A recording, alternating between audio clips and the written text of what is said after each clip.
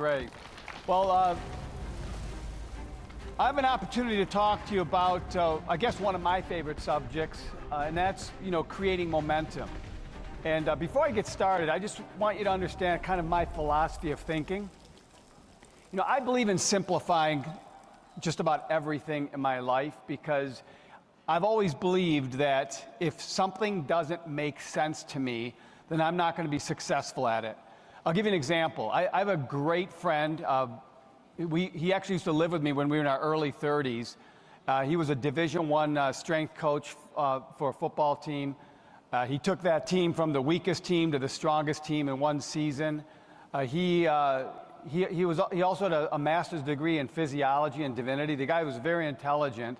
He was also a personal trainer where he trained top athletes, to get into physical shape, and he knew everything about diet. And one day we're just talking and, about getting in shape. He was getting a divorce, so he was staying at my house. And I go, I want to just lose fat and gain some more muscle. And he literally talked for almost an hour and a half about the body and all this stuff. And I remember looking at him, I go, dude, I'm not going to remember any of this. The information you're giving me is just a little bit overwhelming. What do I got to do? He goes, okay, just eat every day at 9, 12, 3, and 6. All right, have this much protein, this much vegetables, and do 20 minutes on the treadmill every single day. He goes, in 15 days, you're going to see major results. That's all you got to say. See, I just give me the routine. Just tell me what I got to do every single day. Just give me the routine. And I remember doing exactly what he said. I didn't deviate. And I got in shape, and it was really fast. It was like the fat was melting off the body, the muscle was staying intact. Everything he said worked. I didn't need to know all those little details, but I appreciated everything he said. But in the end, just tell me what the routine is. And if you think about everything we do in life, it's routines. I remember when I first got into direct sales, I was overwhelmed by that as well. I remember just watching all these people get recognized on stage. I saw all these different people, who are successful, and I was listening to all these different trainings, and I wanted to become better. So I started taking course after course, going to seminar after seminar, and I can't tell you how much money I spent. I remember in 1990, the only way you could get information about personal growth is you had to attend a seminar. There was no internet. There was no YouTube. You couldn't download stuff. And then when you got to the seminar, they usually sold their tapes and tools and books in the back of the room, and that was your follow-up. So you literally lived on your notes. But I remember going from seminar to seminar, training to training. I was always listening to tapes. I was always trying to grow. And I realized something, that after all that information I gathered, I only used about 1% of it to make money. Only about 1%. You know what the rest was? Just confidence. Just give me a little confidence, make me believe I can do it. But everything else was just about, if you're going to go out there and you're going to make money, because that's what we are. We're an opportunity here. And the opportunity, the result that we're all looking for is to make and earn income. So you've got to get into certain routines that just simply make sense so that you can put yourself in a position where you're in control of your destiny and what you're trying to get your end goal to be. Does that make sense to all of you? So my topic is called creating momentum, because when somebody is brand new in the business and they just get started, they don't have a team yet and they don't have any customers. True or false? Right? So what do they have to do? They have to go out and start talking to people and sorting out some individuals to become customers and sort out some individuals and look at the opportunity. But technically, without even trying, they are 100% in phase one.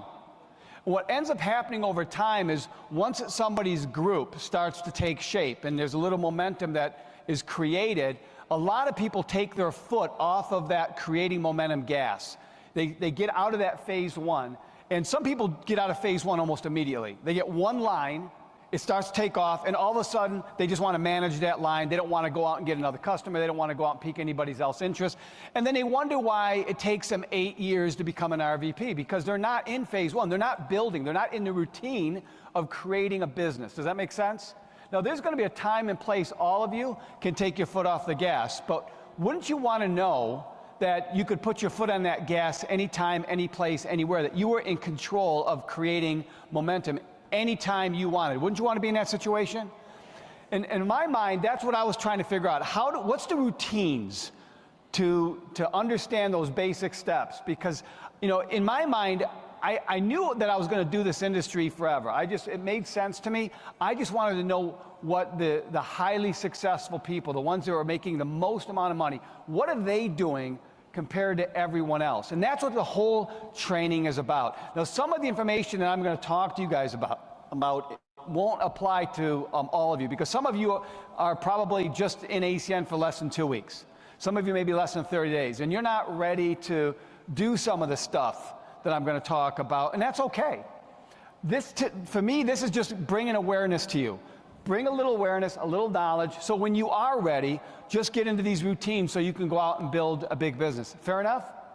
All right, so let's just jump into it. Okay, so creating momentum. How I define it is it's mastering the art of creating new production in your open line. Now, when I say open line, we all know what that is, right? If you're a regional director, I like to measure. If I was in the field, I would like to measure how many new IBOs are coming into my open line, which means if I'm a regional director and I've got a regional director on my 3rd level, I'm not going to look at that regional director's production for the creating new production category of what I'm trying to accomplish. I'm going to look in my open line. Now, if I'm an RC, I'm going to do the same thing. I could be an RC with 3 RCs in one line, maybe 2 separate organizations with a couple RCs. I'm not going to look at any RC. I'm not going to look at any RC's production except my RC production, which is open line outside their production. That's the area you have to master. If you want to be a great producer and you want to be able to grow your business to any size, you have to be able to create new business in your open line. And we always tell people, focus on your open line, because if you can cut your teeth there, and that's where you get really, really good, then you're going to also be a great example as an upline for the rest of the RCs or for the rest of the RDs in your organization, and they're going to look at you and see how you're on the charts, you're producing, and they're going to start modeling after you and doing what you do. So by mastering this art of creating new production in your open line, it's going to duplicate through your organization without any effort, because people are just going to watch what you do and they're going to actually duplicate what you do.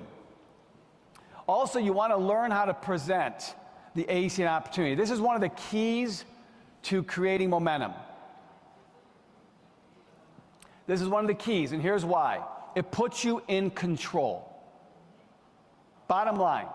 Now, there's a lot of people out there that are intimidated to present because they think they have to be extra gifted in the ability to sell, right? But it's so important for you to understand that the key to presenting ACN to a new person isn't what you say, it's how you say it. And it's how you view yourself. So for example, this morning I was in the back listening to some of the things that you were learning, and one of the things I heard was be a servant, right? In our business, the best way to present is understand that your job is to serve the person you're talking to, and the best way you can serve them is help them understand what you're showing them. Your job is to explain the opportunity. It's not your job to sell the opportunity. See, a lot of people think that in order to be a great presenter, you have to be a great salesperson. And that's simply not the case, okay? Guys, give me one moment. There's a little problem with my slide here. I want to just tell them what to do. Hey, my preview slide is not showing up. It's all the same. Hey, the preview slide has to be the next slide. Sorry, I didn't want to go through this whole training and have to deal with this. It's something you don't see, it's something that I see. Okay. So again, going back to what I said, presenting is not selling. But here's where human nature comes in. Okay, let's be honest.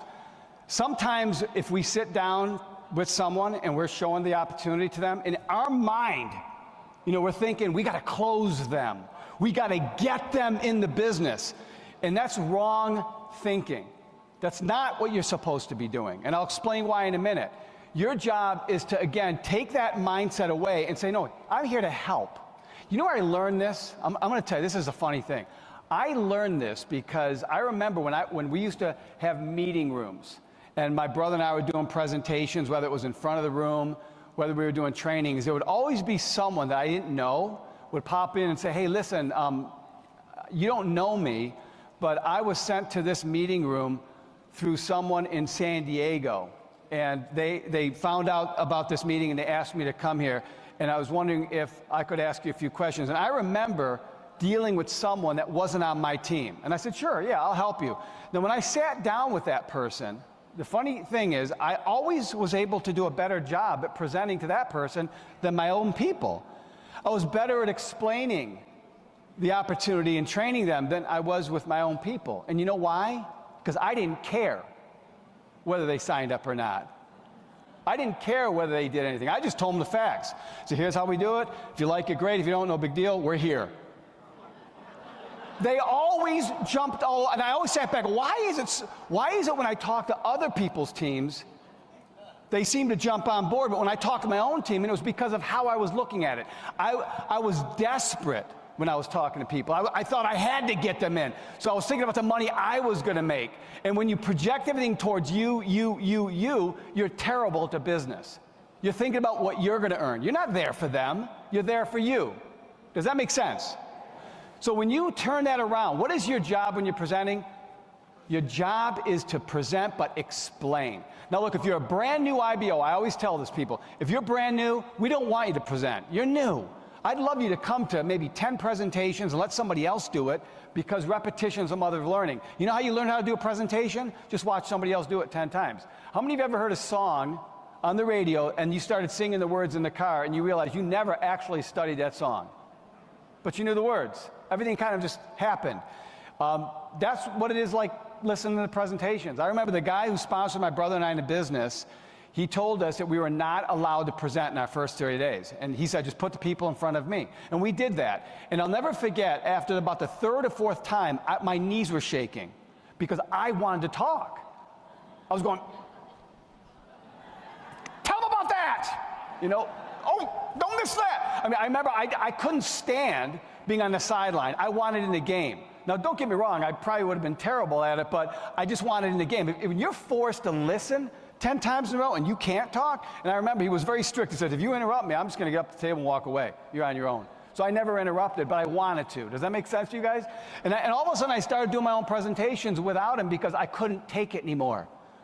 I couldn't take listening to the same joke, the same comments, the same statements over and over and over. I'd rather say it. I wanted to say it. So it was funny, he didn't push me out of the nest, I jumped out, right? So so if you're brand new, you should be listening to someone else, you know, present to your people, learn it, and get the same punishment I got, and you'll want to jump out of the nest too. Also, let's talk about training. Okay, learn how to train new people on getting started. People say, okay, I've got to learn how to present the business, but what's next? Well, you got to learn how to teach people to go ETL. It's not that complicated. How many of you could sit down right now on a piece of paper and draw out the qualification of what it would take to become an ETL? I believe all of you could do that if you've been in the business long enough. All of you could do that. So when you're training someone, all you're saying is your first goal is to become an ETL. Now, there's a lot more to the comp plan, but this is your first goal. This is what we want to get you to, and want to do this within your first 30 days. So here's how you do it, and you want to get this many points. So here's what you say to get a customer, and the second thing we want you to do is invite people to look at the opportunity through our system, and here's how you invite. That's all you've got to do. How many of you could train someone how to do that?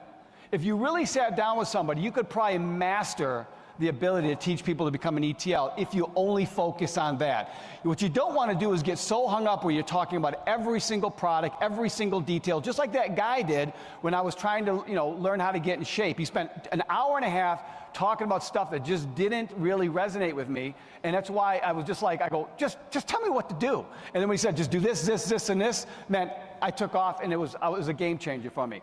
Let's do the same for that person who's just joining ACN. Let's just show them, here's what you want to do in your first 30 days. There's going to be plenty of time for them to learn about all the different services. There's going to be plenty of time for them to become experts in everything that we do. But right now, we're going to take this thing step by step. Let's get you to ETL. That's your first training. And let's do it within your first 30 days. Let's get some money in your pocket, because I want to show you, not tell you, how this thing works. And when it works for you, you're going to have higher belief, and you're going to be able to help other people. Can you guys do that? So the key again is to what? Explain, not sell. Okay, the next thing, and this is an interesting one, is understand sorting. You know, it's the first thing taught.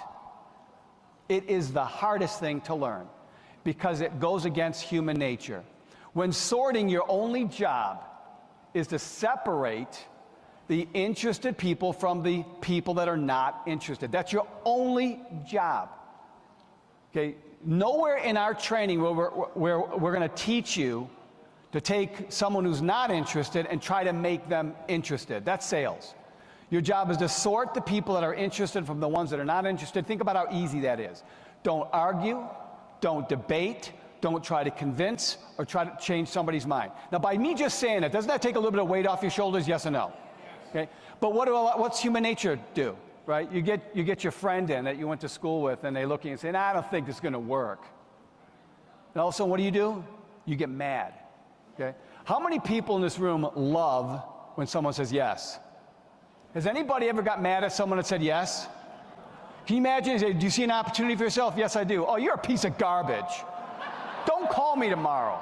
You know, that wouldn't go very well, would it? Well, why do you think it's going to go well if they say no? Respond the same way. If they say, no, it's really not for me, say, you know, you're a good friend, thanks, I appreciate you looking. I'm going to give it a try, and I'll let you know how it goes. You might be right, who knows, right?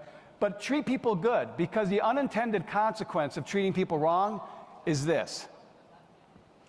If someone is not interested for whatever reason, and you make them feel bad about that, guess what? They know the same people you know. They might even be in the same family that you're in. They might even be a coworker that know other coworkers. You know what they're going to say behind your back without you even realizing? They're going to say, hey, did Cupisz approach you about that thing yet? No? Oh, he didn't? Oh, he's coming. Wait till you see this thing. Yeah. And he's going to make you look like a fool. And all of a sudden, you're going to be sitting around, and you're going to look at somebody and say, don't even tell me. Tell you what? What'd I say? Like, you don't want people going around your back saying bad things about you, but they're going to if you approach people the wrong way, if you treat people the wrong way. Your job is to what? Separate the interested from the uninterested. That's it. You don't argue, debate, try to convince or change somebody's mind. And I promise you, you're going to get a very powerful response, because people will start to encourage you when you look at them and say, hey, thanks for at least looking. You're a really good friend. I'm going to give it a try. I'll let you know how it goes. They're going to look at you and say, yeah, do it. Listen, this is perfect for you. And they're going to encourage you, and they're probably going to say positive things behind your back. And somebody might say, hey, I know you talked to so-and-so about this business. What are you doing now? They were trying to explain to me that I didn't know. And you're going to get a positive. Now, how do I know this? How do I know this? Because I did it wrong for a long, long time. A long time. And when I finally cracked the code of treating people right and understanding sorting was sorting and it wasn't selling, it was the hardest thing for me to really understand because it went against human nature. When I finally broke that code, I'm telling you, my business changed forever. First thing taught, hardest thing to learn. Successful IBOs understand that you cannot say the right thing to the wrong person, and you cannot say the wrong thing to the right person, because it's not about your talent in getting somebody enrolled in the business. It's about the timing with the person you're speaking to. I'll give you an example. Imagine you called someone to look at the opportunity, but just yesterday they got a promotion at work, was recognized in front of their peers, and got a pay increase. Okay? How excited are they going to be about changing careers? They're going to feel really good about where they're at. So you could show them anything, and they're going to go, no, I'm good. No, I'm good. That's not against you. It's not against ACN. It's not against the opportunity. It's not against anything we talk about. It's just that the timing wasn't right. Now imagine that same person you approach, and just yesterday, they got passed up on that promotion. They got 0 credit because the boss took all the credit, and their boss got a pay raise, but they didn't get anything. How do you think they feel right now? And all of a sudden you say, hey, listen, that's this crazy question, but you look at opportunities outside what you do? And they go, yeah, exactly, I do. I really do. And do you think they might be more motivated at doing something different or adding something to their life that might benefit them because they're getting stepped on or stepped over? Does that make sense to you guys? So approach that person, you're probably going to get a different response. So timing, not talent, is the key. And that's another thing that took forever for me to learn, but when I learned it, it was a game changer for me because I realized I didn't take it personal anymore. I didn't take it personal. If it didn't fit somebody's timing, that's cool. If anything changes, let me know. And you move on. The next thing that I learned was focus on warm market. It is by far the most effective way to create momentum because there is some element of trust in warm markets. I used to, go to, fitness centers or, restaurants or, gyms, whatever I was doing, I would run into people. Not everyone was considered a close friend of mine, but I would see some people maybe 10, 20 times a year, and I was always high-fiving them, shaking their hands, how you doing, good to see you. That's like an acquaintance. But that's, believe it or not, even with an acquaintance, there is a little bit of trust there because they recognize you. That is better than a cold market recruit any day, any time, any place, because with that little bit of trust, it gives you an edge. Now, there's two types of warm markets, and this is where a lot of people get hung up with warm markets. They don't realize it's not just about who you know. Okay, there's your warm market, but there's other people's warm market. And you can work in other people's warm markets if you approach people the right way. So I've heard people say in the past, there's nobody else for me to talk to. I've talked to everybody I know. I go, are you kidding me? Okay, first of all, we never run out of warm markets. How many of you know people that might know someone you don't know? Did you know that's a warm market through that person's contact? We all know people that know people we don't know. Warm market is never ending. Never ending. So let me give you an example of something that if you were taught properly and you just got started and you learned this, and just more for the concept more than anything else, if this made sense to you, then you'll understand like the easiest or the best way to enroll people in the business. So if you're a brand new IBO and you were taught properly, someone said, think about who you know, which is your warm market list, and your job is to simply invite them to look at the presentation regardless of whether it was a Zoom or one-on-one or live, whatever system you're using. You were taught to invite people to look at the opportunity, and those were your prospects to build team members. So with those people, there is some element of trust. The second thing you should have been taught is to let someone else do the presentation for you. So we'll call that the third-party expert. And with a third-party expert, it's really important that if you just take maybe 30 seconds and edify that third-party expert. Now, what is edification? People overcomplicate edification. Edification is nothing more than, let me tell you why you should listen to this person. That's it.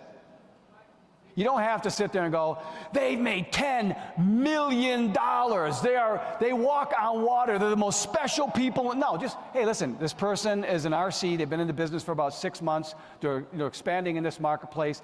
They're doing me a personal favor by explaining this because they know the business a lot better than me. You know that I'm just getting started. So, boom. Just give that new person a reason why they should listen to that third-party expert. A little bit of edification, 30 seconds. What did you do? You built a little respect, right? When you combine trust and respect in a presentation, you will find that that's where you're going to get the highest success rate in enrolling people. You're going to get the highest success rate. Now, that's if you're a new IBO. So if you were taught that, great. But how many of you at some point want to transition from being a new IBO to being the expert yourself? Okay, so all of a sudden you are an IBO. You say, I want to be an expert. What do I have to do? What do I have to do to become an expert? And here's what you do. All it means is you are now willing to support your team. That's all it means. You're willing to step up and do some presentations. You do it via Zoom, maybe you'll do it live, it doesn't matter. You're making yourself available. You took enough time, you learned how to present, you're going to explain the business for your people. Now you are what? You're the expert. And I say this is the transition that all of us have to make. People say, well, when should I make that transition? Do I have to do it when I'm an RD? Do I have to do? You do it the day you choose. If you're an ETL and you want to step up and start doing presentations, don't let anybody tell you not to. Why should you be held back for being your own leader? Why should you be limited just because you're an ETL? All you're doing is taking control of your business. Does that make sense? Now, if you're working within a team and you've got a system, learn that system. work in the system that you've been taught and just be a part of that. Be a contributor. Step up. But you can do it anytime you want. My brother and I were 100% leading our organization on our 31st day of being in network marketing. From that day on, we had no upline, no support, no one to do anything for us. We were 100% on our own. Now, was it painful? Yeah. But you know what? It was the best thing that ever happened to us, because within our first year and a half of being in network marketing, we were better than people that were in the industry for 15, 20 years, because we were forced to do everything ourselves. So we learned. Where a lot of people just become dependent. They don't want to do anything, right? They sit back and want somebody else to do all their work for them. Well, guess what? In 5 years, they're not going to be much better than someone that's been in the business for 6 months, because they're not learning or growing, okay? So make sure that you dive in when you want to. Now, not all of you are going to want to dive in. That's okay. But when you're ready, dive in, jump into it. Okay, so experts understand that when presenting, a little slow on the slides here, hang on. Okay, experts understand that when presenting the opportunity to someone, the most valuable thing a person that you're presenting to can offer you is their warm market contacts. Now, a lot of people say, well, the most important thing they can offer me is their money. I got to get them signed up. I got to get them in the system. I got to lock them in. And some people focus on that so much because they think getting their money is the most valuable thing. And it's not the most valuable thing. You want to know why? How much money do you make on someone who joins ACN, pays the fee, and does not qualify within their first 30 days? So we don't make money when you collect a fee. Okay, that's not where we make money when action is taken. That's where we make money. And action is only taken when opportunity is understood.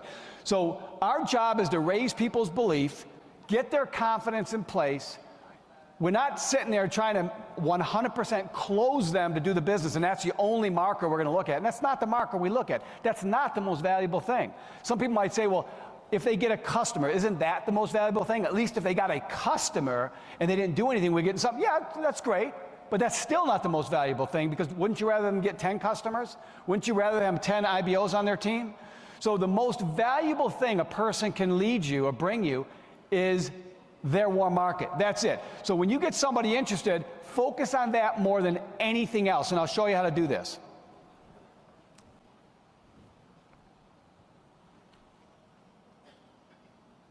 Sorry, it's a little bit slow here. Okay, so you as the expert, so you're the expert now. You've made a decision. I'm going to go out, I'm going to present, I'm going to make myself available for my team. I'm ready to do this thing, right? I'm going to take 15 minutes, I'll explain the business, I'm going to be good at this.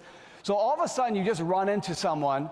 It's not even a warm market person to you. You just run into someone. It's a cold market. Have any of you ever piqued the interest of someone you didn't know? Raise your hand. Okay. Now, that's cold market. Now, the problem with cold market is that if someone doesn't know you, they don't trust you. How many of you have ever got somebody that you didn't know, you piqued their interest, they responded positively, you actually invited them to a presentation, they leaned forward to the entire presentation, they were excited, they were engaged, they were responsive, and after the presentation, you looked at them and said, do you see an opportunity for yourself? And they go, are you kidding me? This is the greatest thing I've ever seen. I am signing up. I love this thing. You go, oh man, all right. Whoa, and all of a sudden you feel like you're the cold market master. Right there, your feet just went off the ground. I'm cold market mastering this thing. And all of a sudden the next day they don't respond to your texts, they don't respond to your WhatsApp, you never hear from them again. Do you want to know why you never hear from them again? Because they don't trust you. Ultimately, they're sleeping, they're laying in their bed, looking up, they can't sleep, and they're going, I don't really know them.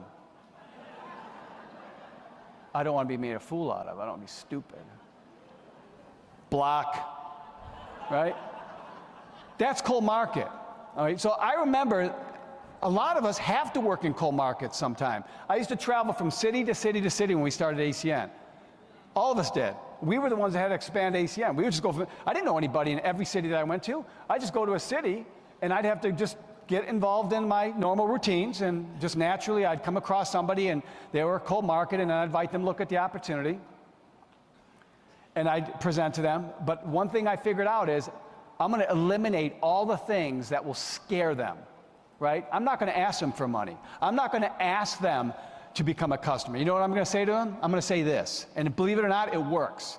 I said, listen, based on what I showed you, do you see an opportunity? They go, yes. Okay, look, I don't want to tell you how this works.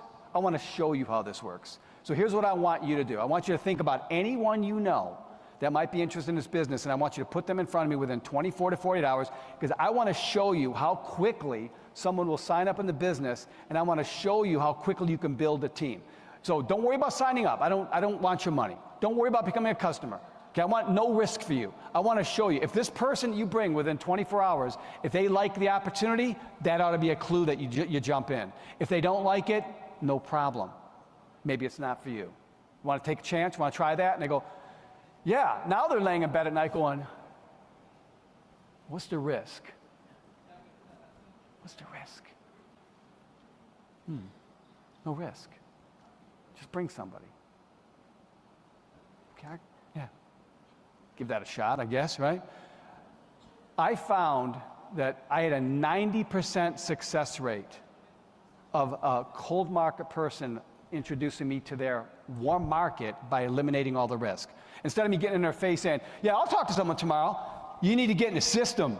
You need to get in the system. Get your customers first. See, guys, creating momentum means you want to get things moving quick, but again, always get back to the basics. What's the most important thing? Getting into someone's warm market. So, look at the screen. There you are, you're the expert, you just prospected a cold market, you piqued their interest, you already know there's no trust, right? You know there's no trust. So what do? You get them, knowing there's no trust, you get into their warm market as fast as possible, and all of a sudden they lead you to someone, which is their warm market. Look what happens here. Sorry, the reason why I'm talking, I'm wanting the slides to hit, but they're not hitting. Okay, so look what happens here. That cold market person that you know, that you just met, right? They introduce their warm market, their friend. There's trust between them. You're the expert. You're going to do the presentation. There's the respect. Again, if you look at it, you're going to have, when you combine respect and trust, that's when it's going to be the most effective presentation. Do you guys see how quickly that could happen and you could get success out of that? I found that if I was to talk to a cold market person and they put someone they knew in front of me that I didn't know, I would have the same success rate in signing that person up as I would talking to my own warm market, because the trust between these two was the key. You know, I took that formula and I said, wait a minute. So I don't have to know everybody I bring in. I just have to get into other people's warm market, because I want to combine that trust and respect. So as soon as I got a cold market person interested, I got into their warm market as I possibly could, because you want to know something that's really motivating? Imagine that person who was cold market that I was talking about. They got their friend interested. They brought him to the meeting, and that person was so excited, they wanted to sign up because they had trust and there was respect. What do you think this person is going to do? Fear of loss, guys, is the most powerful action in the world. If they get one of their friends interested, all of a sudden they start selling their friend like it's their opportunity. Then they bring someone else, and then this friend brings someone else. And before I know it, I've got momentum being created from a cold market person. I utilize cold market for one purpose, and that's to go after warm market. So when I said earlier, warm market is the most effective way to build, I'm not telling you not to go after cold market. What I'm saying is, if you do get a cold market contact, you got to tap into that warm market as fast as possible. Now, what's your other objective as a leader? It's about your focus. You want to get as many people, because a lot of people don't understand their role as a leader. You want to get as many people just looking at the business as you possibly can. Utilizing everything I talked about, you want them just looking at the business. We don't care whether they say yes or no. We wanted eyes on the business, okay? And we want to ask people who are interested, and if they are, we ask them who they know, and then those people will what? Get other people's eyes on the business. It's about how many people are looking at this opportunity every single day in your organization. How many people are looking at it? Because if you increase the number of people looking at it, you will also increase the number of interested people, which will increase the number of signups, which will increase the number of CQs, which will increase the number of people that might even go ETL, and you've got momentum that's being created. How many people are looking at this business every single day? Now, it's not just about you guys. It's not about how many people you're showing the business to, but if you can get it started in your open line, other people will follow and do exactly what you do. Now, here's your goal. I always say, set a goal every month, because I always felt like you got to have some kind of goal to measure whether you're doing what you're supposed to be doing. So I used to have a goal of 20. Now, you can set any goal you want. It could be 5, it could be 30, it could be 15, it doesn't matter. Just set what you're comfortable with. I said to myself, if I could get 20 people into the business every 30 days, or how about this, not every 30 days, but every 30-day window that I'm in phase 1, every 30-day window that I'm in creating mode. If I can take an individual and turn that individual into 20 IBOs, and I can do that anytime, any place, anywhere, then guess what? I'm in control. I'm controlling my future with this business because I'm not limited on what other people do. I can do this anytime, any place. Now I'm going to tell you the 2 ways that you don't want to do it. The first way, don't try to recruit 20 people yourself. Do you know how hard it is to try to recruit 20 people yourself? That's very difficult. You know the second way you don't do it? Here's the second way. Don't recruit one person and get really excited. Oh, I got a person in my group. You got to recruit 20 people. Sometimes we try to make our newest recruit, they got to get to 20 people. That's not how it's done. Can I show you how it's done? Can I show you a simple visual that will make you understand how easy it is to build a 20 without working hard, you're working smart. So here's you. You've made a decision that you are going to be an expert, which means you're going to make yourself available. All of a sudden, you run into this contact. Yeah, I'll just make it up. You're at the gas station pumping gas, and somebody liked your car, and they say, what do you do? Oh, yeah, we're expanding a business in there. Hey, crazy question. You open to making money outside of what you do? Yeah, here's my number. Give me a call. All right? Random person, but you've got somebody. What's your job? You want them just looking at the business, right? Eyes on the business. Now, remember this. If this person's interested, okay, you got to take it to the positive. If this person's interested in doing the business, again, they're a cold market. They don't know me, they don't trust me, so I'm not going to pressure. I'm just going to show them the opportunity if they're interested.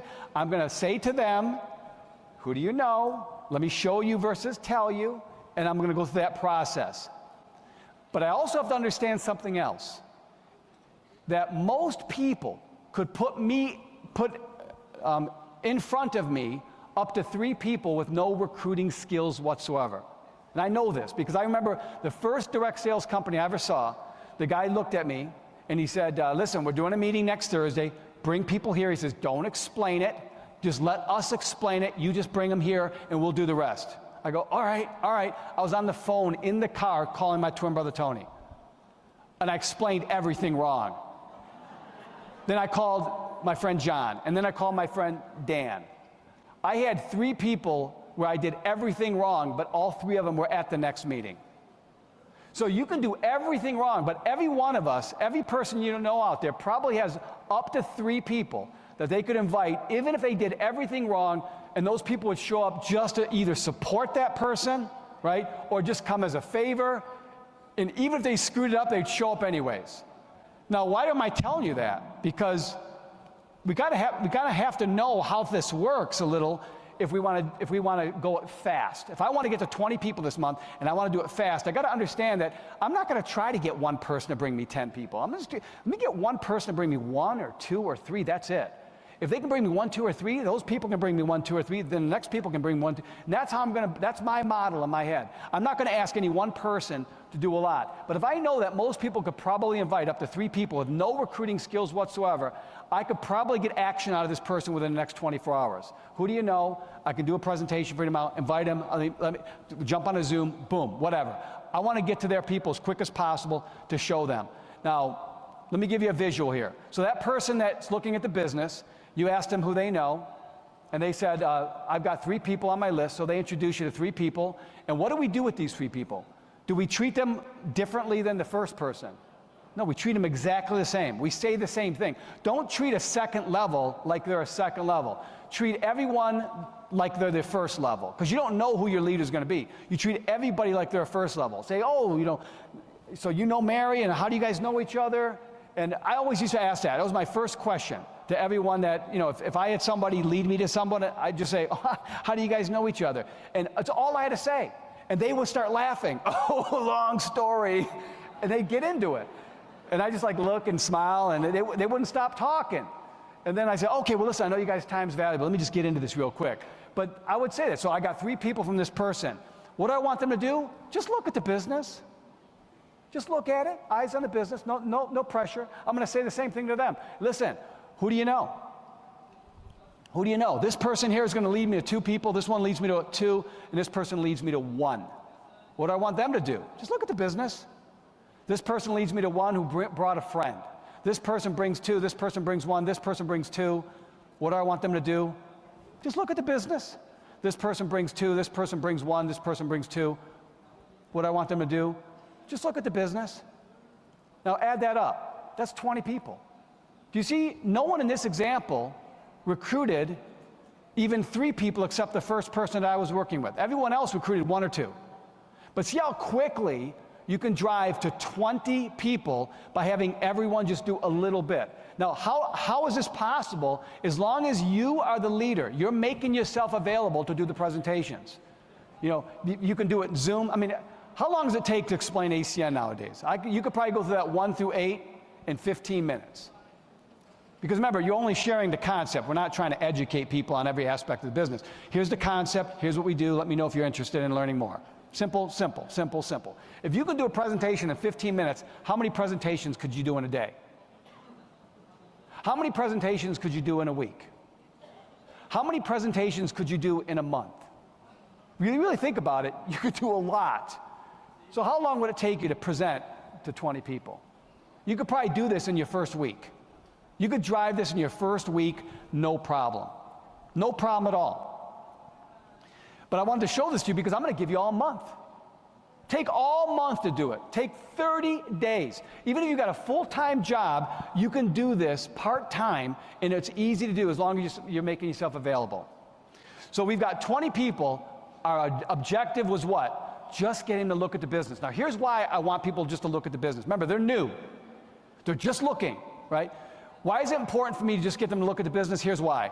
Because when you're creating momentum, you have to understand that an experienced leader will define momentum slightly different than a brand new person. Okay, if you're an experienced leader, you're counting the number of CQs every month. How many CQs came in this month? You're adding that because that is real production. But when you're a brand new IBO or a brand new person looking at the opportunity, you're just counting the number of people that are looking at the business. I remember the very first PBR my brother and I ever did in the very first direct sales company that we were involved in. We ended up, you know, this guy who was our presenter convinced us, says, you just get him in front of me, I'll take care of everything. He had so much confidence that my brother and I spent a weekend, we were, you know, going to the bars, hanging out with friends at our restaurant. We were just talking to everybody, calling people from school. You know, we were only 24 years old at the time. And we just invited everybody. We had 30 people show up at our first PBR and 1 signed up. One. But you know how when those people left and that PBR was over, do you know how Tony and I were acting? We didn't look at it like we had 1 person sign up out of 30. We were high-fiving. We were jumping up and down. Do you believe how fast this thing is growing? We had 30 people. Like, we were freaking out. We weren't counting the actual production number. We were just counting the number of people that were there. It was creating energy. It was creating excitement. It got our belief up. We were like boiling inside. I cannot explain the feeling. All you can say is you get that feeling when you start to see or visualize things are starting to grow. Does that make sense? Imagine you having your first Zoom and 20 people show up on your very first Zoom and you're a brand new person. Nobody signed up yet and everyone's nodding their head and they like it and there's a breakout and you're going, wow, this is really working. The feeling that is working, that's what creates the energy. That's what creates the excitement. And all of a sudden, with all of that activity, what's going to happen is someone is going to say, out of the blue, I'm ready to sign up. How do I sign up? I want to get in the system right now. I'm ready to go. Everybody in the upline now, it's an easy conversation. Hey, you got your first IBO. You got to sign up or you're going to miss out. Hey, you got 2 IBOs in your business. That, you know, they're going to sign up right now. You better sign up or you're going to miss out on 2 IBOs. Hey, you burn up. If you're trying to light a fat log on fire, right, and you have one match, does it make sense to hold that match on the log? Or does it make sense to go out and get a bunch of, smaller, more flammable things, and you put under it, and you have that same match, and you just kind of go at the bottom, and you just hold it down there, and then all of that down there starts to build heat, which automatically comes up and then burns that log. Does that make sense? So in our business, sometimes we're trying to light your organization up by a single match, and you're focused on that log, or that one first piece that you want to hit, and you're not focused on the bigger picture. Now, I'm not telling you that if somebody is ready to sign up, I'm not telling you not to sign them up. When I say focus on their warm market, if somebody's ready to sign up, what do? You sign them up. If somebody's ready to go out and get customers, and they want to get customers tonight or tomorrow, what do? We get them on a fast track. Okay, but don't ruin everybody else because you've got one person that wants to act right now. It doesn't make everyone else less than those people. They're going through a process of decision. They're going through a process of excitement. They're going through a process of belief. They're going through a process of understanding. And everybody pops like popcorn at a different time.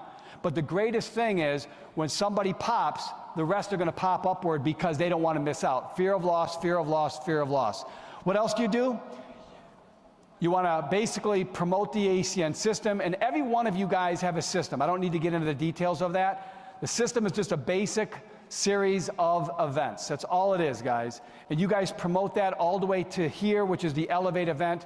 And by getting people through this series of events, their belief skyrockets. And when it skyrockets, you're going to have a lot of people going the extra mile to become top performers in this business because they want to be a part of everything that is going on here, whether it's recognition, whether it's competition, whether it's just achievement, whether it's making money, whether it's anything. They want to be a part of this as they understand the bigger picture. So again, recruiting people is instant. Any of us can recruit someone, but enrolling people under the big vision of what this is, our opportunity is all about, that is a process. So it doesn't happen instantly. You're not going to have somebody join ACN on a Monday and expect them to have the same vision of somebody that's an RC that's been in the business for 90 days. It's not the same, guys. But that RC is not going to have the same vision as an RD or an RVP. They're not going to be there yet. And even an RD who's never been to an Elevate event, they're not going to have the same real understanding and vision of what our opportunity is about until they've been to an Elevate event. It's a process, right? So we're just looking at people where they're at. We meet them where they're at. We tell them the next step. We meet this person where they're at. We tell them the next step. We meet this person where they're at. We tell them the next step. Some people want to advance. Some people are going to quit. Who cares? Remember, your job is to just keep things moving forward, and you attract to the people who are interested in the business. Attract yourself to the people who are interested. Model yourself after them. If they lean forward, you lean forward. If they're excited about the opportunity, I'm excited about working with you. If they're skeptical and they're not sure about the opportunity anymore, well, I'm skeptical about working with you because I can't really afford. I'm building a chain here, right? It's as strong as the weakest link, and I can only work with, so I'm sorry.